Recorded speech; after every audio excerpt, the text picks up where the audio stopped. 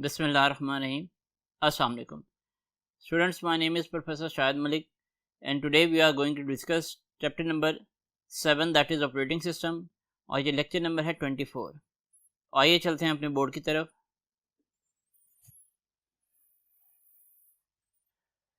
Students, जो topics इस lecture के अंदर हम कवर करेंगे उनमें है हमारे पास ऑपरेटिंग सिस्टम, उसके टाइप्स और उसके फंक्शंस. उसके बाद हम कंपैरिजन करेंगे GUI का और CLI का. उसके बाद फिर विंडोज़ 2000 को डिस्कस करेंगे और विंडोज़ 2000 के अंदर उसके फीचर्स और उसके ऑब्जेक्ट्स को डिस्कस करेंगे.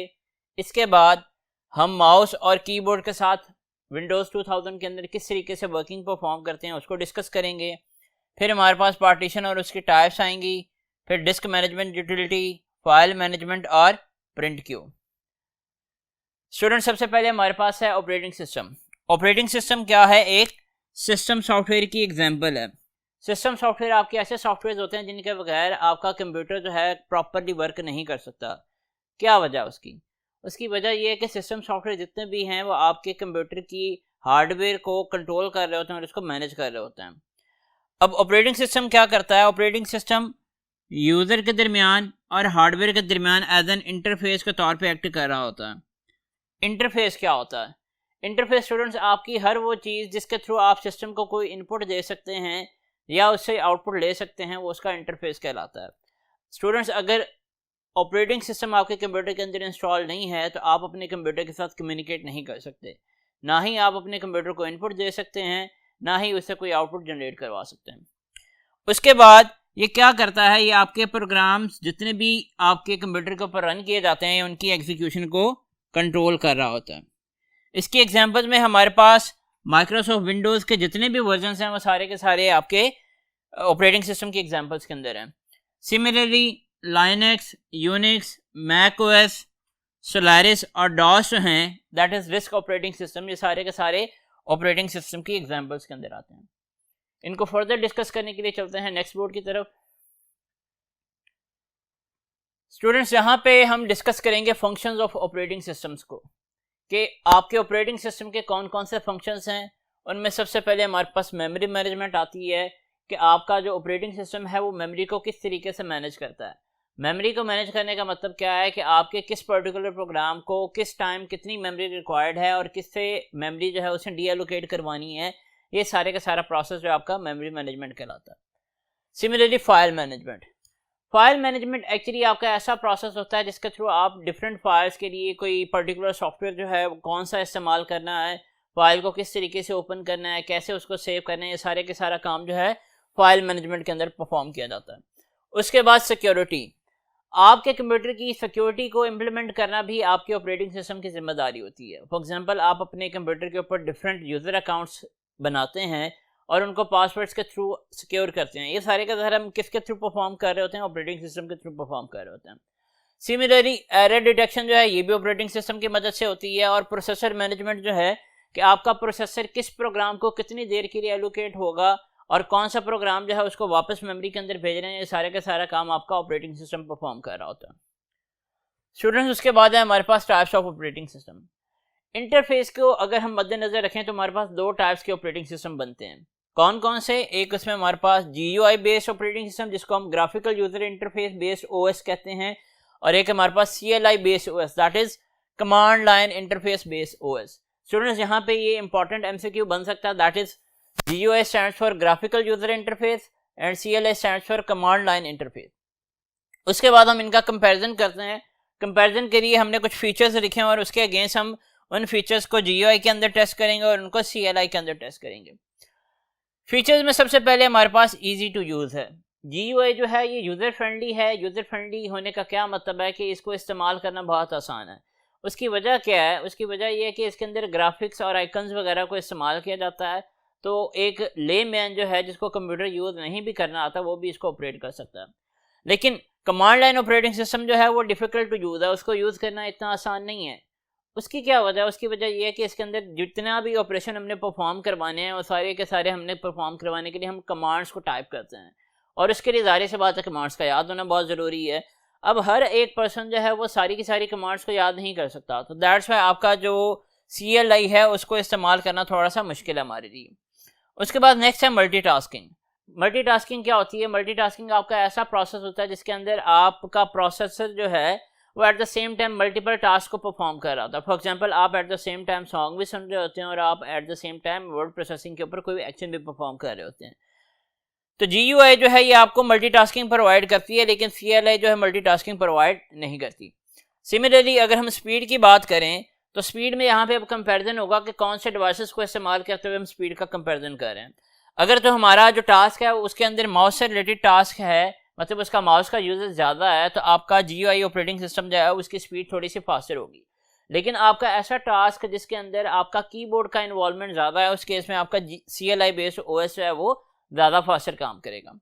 सिमिलरली अगर स्क्रिप्टिंग की बात की जाए तो GUI के अंदर हमारे पास स्क्रिप्टिंग की अवेलेबिलिटी है तो सही, लेकिन वो बहुत कम है एज़ कम्पेयर टू CLI, मतलब ना होने के बराबर है। लेकिन CLI के अंदर जो है GUI की नस्बत बहुत ज़्यादा और अच्छे तरीके से हम स्क्रिप्टिंग के ऑपरेशन जो है परफॉर्म कर सकते हैं। GUI की एग्जांपल्स के अंदर हमारे पास विंडोज़ के जितने भी वर्जन्स हैं, मैक का OS है, ये सारे के सारे GUI बेस्ड OS की एग्जांपल्स हैं। जबकि CLI बेस्ड OS की एग्जांपल में सबसे मशहूर एग्जांपल है हमारे पास DOS, that is disk operating system. Students उसके बाद हमारे पास है जी ऑब्जेक्ट्स ऑफ विंडोज़ 2000 के। विंडोज़ 2000 के कौन कौन से ऑब्जेक्ट्स हैं, आइए उनको देखते हैं। उसमें सबसे पहले हमारे पास डेस्कटॉप है। डेस्कटॉप क्या है? आपके विंडोज़ के अंदर एक एंटरिंग पॉइंट है। क्या मतलब है इसका? कि जब भी आप अपने कंप्यूटर को स्टार्ट करेंगे तो स्टार्टिंग पे जो सबसे पहला पॉइंट आएगा वो आपका डेस्कटॉप होगा, और आप अपने सारे के सारे ऑपरेशन जो है डेस्कटॉप पे जाने के बाद ही परफॉर्म कर सकते हैं।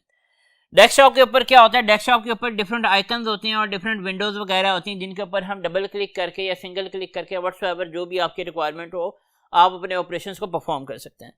उसके बाद नेक्स्ट ऑब्जेक्ट है हमारे पास माई कंप्यूटर का। माई कंप्यूटर आपका ऐसा ऑब्जेक्ट है जिसके थ्रू हम अपने कंप्यूटर के अंदर जितनी भी डिस्क ड्राइव्स हैं उन तमाम को एक्सेस कर सकते हैं। और डिस्क ड्राइव कौन कौन सी हो सकते हैं? फॉर एग्जांपल आपके पास C ड्राइव है या D ड्राइव है, आपने उसको एक्सेस करना है तो माई कंप्यूटर की मदद से हम उसको एक्सेस कर सकते हैं। उसके बाद रिसाइकिल बिन है। रिसाइकिल बिन आपका ऐसा फोल्डर होता है जहाँ पे हम जब भी कोई फाइल या फोल्डर डिलीट करते हैं तो वो बाय डिफॉल्ट उसके अंदर स्टोर हो जाता है। ये आपका ऐसा फोल्डर है जहाँ से हम इसको दोबारा से रीस्टोर भी कर सकते हैं इसके डाटा को, और अगर हमने कोई चीज़ परमानेंटली डिलीट करनी हो तो हम यहाँ से इसको एम्प्टी भी कर सकते हैं। उसके बाद हमारे पास माई डॉक्यूमेंट्स है। माई डॉक्यूमेंट्स बाय डिफॉल्ट आपके कंप्यूटर के अंदर जितने भी डॉक्यूमेंट्स हमने स्टोर करने होते हैं, तो सेव करने होते हैं या स्टोर करने होते हैं, वो सारे के सारे बाय डिफॉल्ट माई डॉक्यूमेंट्स के फोल्डर के अंदर ही आते हैं। उसके बाद विंडोज़ एक्सप्लोरर। विंडोज़ एक्सप्लोरर क्या है? या डायरेक्टरी ब्राउज़र या फाइल मैनेजर के तौर पे एक्ट करता है। क्या मतलब है फाइल मैनेजर का? फाइल मैनेजर का मतलब ये है कि इसके थ्रू हम अपनी फाइल्स को भी मैनेज कर सकते हैं और अपने फोल्डर्स को भी मैनेज कर सकते हैं। अब इस चीज़ से क्या मुराद है कि फाइल को मैनेज करना और फोल्डर्स को मैनेज करना, मतलब ये कि अगर आपने कोई फाइल क्रिएट करनी है, कोई फाइल डिलीट करनी है या उसको कॉपी पेस्ट का ऑपरेशन परफॉर्म करना है तो वो सारे का सारा आप फाइल मैनेजर के through, that is Windows explorer के थ्रू परफॉर्म कर सकते हैं। तो आइए इनकी फर्दर डिटेल को हम डिस्कस करते हैं नेक्स्ट बोर्ड के ऊपर। स्टूडेंट्स उसके बाद हमारे पास नेक्स्ट ऑब्जेक्ट है इंटरनेट एक्सप्लोरर। इंटरनेट एक्सप्लोरर जो है माइक्रोसॉफ्ट विंडोज़ के जितने भी वर्जन हैं मास्टरवाई विंडोज़ 10, ये as a built in web browser के तौर पे आया है। वेब ब्राउज़र अब क्या होता है? वेब ब्राउज़र आपका ऐसा एप्लीकेशन सॉफ्टवेयर है जिसके थ्रू हम डिफरेंट टाइप्स ऑफ वेबसाइट्स को ओपन कर सकते हैं और वेब ब्राउजिंग का ऑपरेशन जो उसको परफॉर्म कर सकते हैं। उसके बाद हमारे पास कंट्रोल पैनल है। कंट्रोल पैनल आपका ऐसा ऑब्जेक्ट है जिसके थ्रू हम अपने सिस्टम से रिलेटेड या सिस्टम मैनेजमेंट टास्क को परफॉर्म कर सकते हैं। अब सिस्टम मैनेजमेंट टास्क कौन से हैं? फॉर एग्जांपल मैंने अपने कंप्यूटर पे एक यूज़र क्रिएट करना है तो उसके लिए मैं कंट्रोल पैनल को इस्तेमाल कर सकता हूँ। मैंने अपने कंप्यूटर के साथ कोई हार्डवेयर अटैच करनी है या उसको रिमूव करना है तो उसके लिए मैं कंट्रोल पैनल को यूज़ कर सकता हूँ। मैंने अपने सिस्टम की डेट और टाइम चेंज करना है तो उसके लिए मैं ऑपरेटिंग कंट्रोल पैनल को इस्तेमाल कर सकता हूँ। तो घर से मेरे सिस्टम से रिलेटेड जितने भी टास्क होंगे वो सारे के सारे मैं कंट्रोल पैनल के थ्रू परफॉर्म कर सकता हूँ। उसके बाद नेक्स्ट ऑब्जेक्ट है, बहुत इंपॉर्टेंट ऑब्जेक्ट है हमारे पास स्टार्ट बटन का। नॉर्मली ये आपके टास्क बार के बिल्कुल लेफ्ट साइड के ऊपर जो है लोकेट किया जाता है और इसका मेन पर्पज़ ये है कि आपके कंप्यूटर के अंदर जितने भी सॉफ्टवेयर या प्रोग्राम्स आपने इंस्टॉल किए हैं इसके थ्रू आप उनको एक्सेस कर सकें। उसके बाद स्टूडेंट्स हमारे पास नेक्स्ट टॉपिक है working with mouse and keyboard. Working with mouse and keyboard के अंदर सबसे पहले हमारे पास आते हैं माउस इवेंट्स। अब इवेंट्स क्या होते हैं? इवेंट्स स्टूडेंट्स आपके पास वो तमाम एक्शंस जो हम माउस की मदद से परफॉर्म कर सकते हैं वो माउस इवेंट्स कहलाते हैं। सिमिलरली वो तमाम इवेंट, वो तमाम एक्शन जो हम किसी कीबोर्ड की मदद से परफॉर्म कर सकते हैं वो आपके कीबोर्ड इवेंट्स कहलाते हैं। माउस इवेंट्स जो है नॉर्मली हमारे पास 3 होते हैं, जिसमें हमारे पास राइट क्लिक होता है। ये ऐसा माउस इवेंट है जिसके थ्रू हम किसी भी फाइल या फोल्डर की प्रॉपर्टीज को चेक कर सकते हैं, उसको डिलीट करना है या उसको कॉपी करना है, सारे के सारा हम इसके थ्रू परफॉर्म कर सकते हैं। लेफ्ट क्लिक जो है ये आपका ऐसा माउस इवेंट है जिसके थ्रू हम किसी भी फाइल या फोल्डर को सेलेक्ट कर सकते हैं और उसको ओपन वगैरह कर सकते हैं। सिमिलरली ड्रैग जो है ये आपका ऐसा माउस इवेंट है जिसके थ्रू हम किसी भी फाइल या फोल्डर को एक जगह से दूसरी जगह ड्रैग भी कर सकते हैं और कॉपी पेस्ट का ऑपरेशन भी परफॉर्म कर सकते हैं। उसके बाद हमारे पास कीबोर्ड इवेंट्स हैं। ये स्टूडेंट्स मैंने आपको पहले बताया कि वो इवेंट्स या वो एक्शंस जो आप किसी कीबोर्ड की मदद से परफॉर्म करते हो कीबोर्ड इवेंट्स कहलाते हैं। अब ये हमारे पास दो हैं, उनमें एक की अप है और एक की डाउन है। जब भी आप किसी प्रेस्ड की को रिलीज करते हैं तो वो आपका इवेंट की अप इवेंट कहलाता है। सिमिलरली जब आप किसी रिलीज हुए बटन को प्रेस करते हैं तो आपका की डाउन इवेंट कहलाता है। स्टूडेंट उसके बाद हमारे पास नेक्स्ट टॉपिक है फीचर्स ऑफ विंडोज 2000। इसके अंदर सबसे पहले हमारे पास मल्टीटास्किंग है। मल्टीटास्किंग आपका ऐसा ऑपरेशन है, ऐसा प्रोसेस है या ऐसा ऑपरेशन है जिसके थ्रू आपका प्रोसेसर जो है मल्टीपल टास्क को at the same time perform कर रहा होता है। फॉर एग्जांपल आप at the same time song भी सुन रहे हैं, आप वेब ब्राउजिंग भी परफॉर्म कर रहे हैं, आप कोई और दूसरा कैलकुलेशन का टास्क परफॉर्म कर रहे हैं, तो आपका मल्टीटास्किंग का ऑपरेशन कहलाएगा। तो विंडोज 2000 जो है ये मल्टीटास्किंग ओएस भी है, मल्टी प्रोसेसिंग ओएस भी है, मल्टी यूजर ओएस भी है। ये प्लग एंड प्ले को भी सपोर्ट करती है और नेटवर्किंग को भी सपोर्ट करती है। अब मल्टी प्रोसेसिंग का क्या मतलब है कि इसके थ्रू आप मल्टीपल प्रोसेसर्स को यूज कर सकते हैं। और मल्टी यूजर ओएस का मतलब ये है कि ये हमें अलाउ करता है कि मल्टीपल यूजर्स जो है इसको एट द सेम टाइम इस्तेमाल कर सकें। Similarly plug and play feature इसका बहुत इंपॉर्टेंट फीचर है। ये ऐसा फीचर है जिसके थ्रू आप किसी भी डिवाइस को जब अटैच करते हैं कंप्यूटर के साथ तो वो ओएस जो है उसको ऑटोमेटिकली कन्फिगर करता है, उसको डिटेक्ट करता है और उसके डिवाइस ड्राइवर को इंस्टॉल करने की कोशिश करता है। लेकिन कुछ ड्राइवर्स ऐसे होते हैं जो कि इंस्टॉल नहीं हो पाते, तो उसके लिए हमें फिर सीडी को इस्तेमाल करना पड़ता है। सिमिलरली नेटवर्किंग का फीचर है। नेटवर्किंग का फीचर जो है विंडोज 95 से ऑनवर्ड जितने भी विंडोज के ऑपरेटिंग सिस्टम्स हैं हर किसी के अंदर नेटवर्किंग का फीचर जो है वो इन्वॉल्व हुआ हुआ है। उसके बाद नेक्स्ट टॉपिक है हमारे पास पार्टीशन का। पार्टीशन स्टूडेंट्स आपका ऐसा प्रोसेस होता है जिसके अंदर हम अपनी डिस्क स्पेस को डिफरेंट पोर्शंस के अंदर डिवाइड करते हैं। अब हमारे पास टोटल दो टाइप्स की पार्टीशन होती है, एक को हम प्राइमरी पार्टीशन बोलते हैं और एक को हम एक्सटेंडेड पार्टीशन बोलते हैं। जो प्राइमरी पार्टीशन होती है वो एक डिस्क के ऊपर मैक्सिमम हम 4 क्रिएट कर सकते हैं, या आपकी ऐसी पार्टीशन होती है जिसके ऊपर आप ऑपरेटिंग सिस्टम को इंस्टॉल कर सकते हो। सिमिलरली आपकी जो जितनी भी प्राइमरी पार्टीशन होंगी उनको हम सब पार्टीशन नहीं कर सकते। इसके बाद एक्सटेंडेड पार्टीशन जो है ये आपकी जब आपने अपनी डिस्क के ऊपर ऑपरेटिंग सिस्टम इंस्टॉल कर लिया तो उसके बाद जितनी पार्टीशन रह जाती है वो सारी की सारी आपकी एक्सटेंडेड पार्टीशन होती है। एक डिस्क के ऊपर आप सिर्फ और सिर्फ एक एक्सटेंडेड पार्टीशन जो है उसको बना सकते हैं। उसके बाद फर्दर टॉपिक्स को डिस्कस करने के लिए चलते हैं नेक्स्ट बोर्ड के ऊपर। स्टूडेंट नेक्स्ट टॉपिक है हमारे पास disk management utility. Disk management utility जो है ये हमें किसी भी डिस्क के हवाले से इंफॉर्मेशन प्रोवाइड करती है। ये बहुत इंपॉर्टेंट यूटिलिटी है। इसके थ्रू हम क्या कर सकते हैं, अपने कंप्यूटर के अंदर जितनी भी ड्राइव्स हैं उनका साइज फाइंड आउट कर सकते हैं, उनकी कैपेसिटी कितनी है और उनके अंदर फ्री स्पेस जो है वो कितनी रह गई है, वो सारी की सारी हम डिस्क मैनेजमेंट यूटिलिटी के थ्रू इसको गेन कर सकते हैं।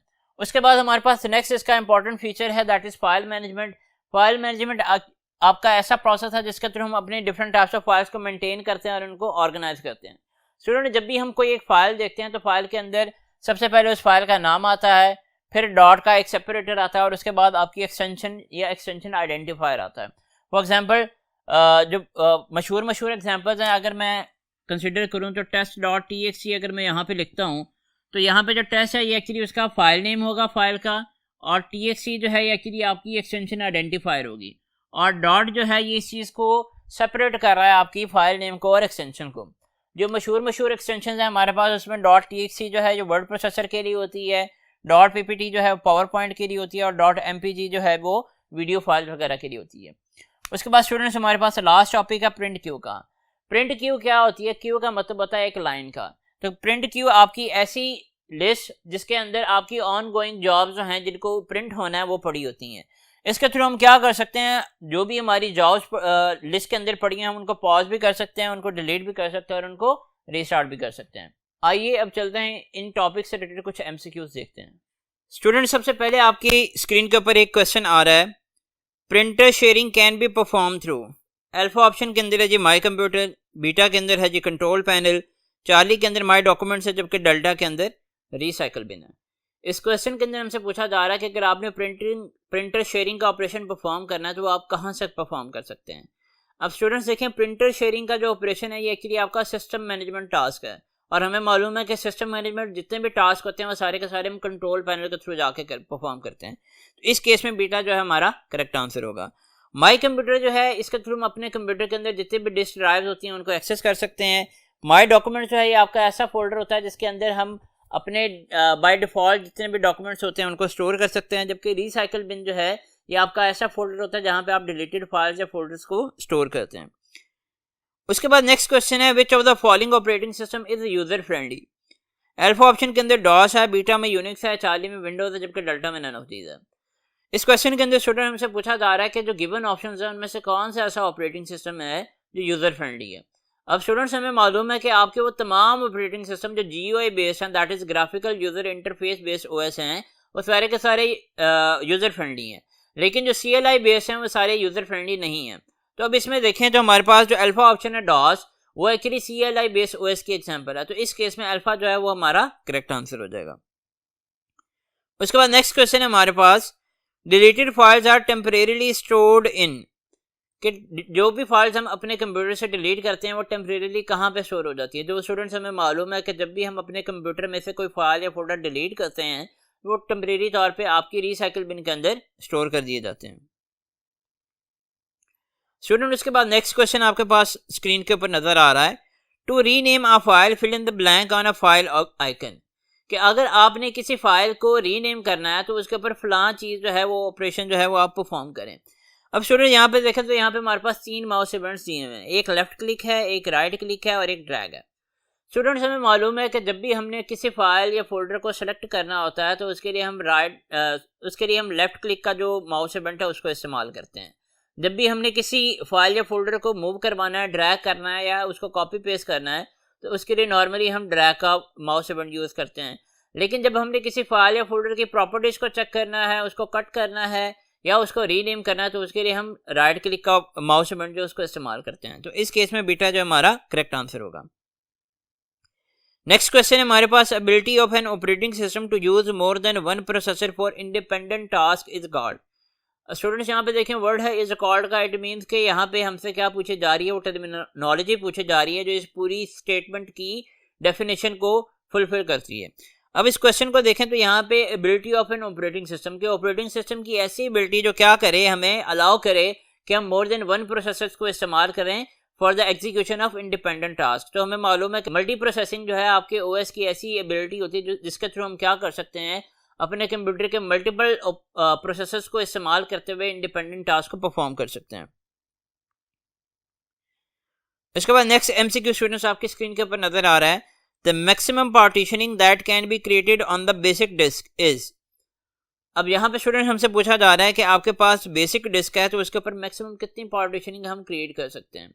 यहाँ पे स्टूडेंट्स एक चीज़ ध्यान में रखिएगा, जब भी बेसिक डिस्क का वर्ड आएगा तो ऑब्वियसली यहाँ पे उस प्राइमरी पार्टीशन की बात की जा रही है।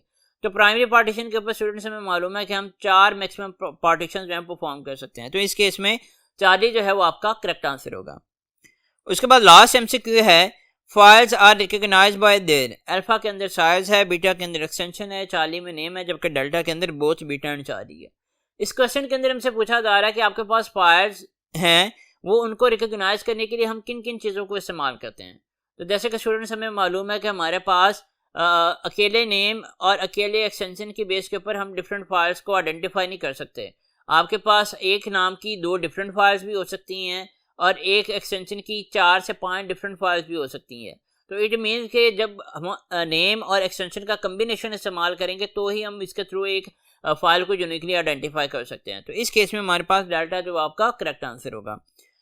इसके साथ ही स्टूडेंट्स हमारा आज का लेक्चर यहाँ पे ख़त्म होता है। उम्मीद है इस पूरे लेक्चर के अंदर अब आपको कोई एम्बिग्विटी नहीं रही होगी। नेक्स्ट लेक्चर के लिए इंशाल्लाह मुलाकात होगी। अल्लाह हाफिज़।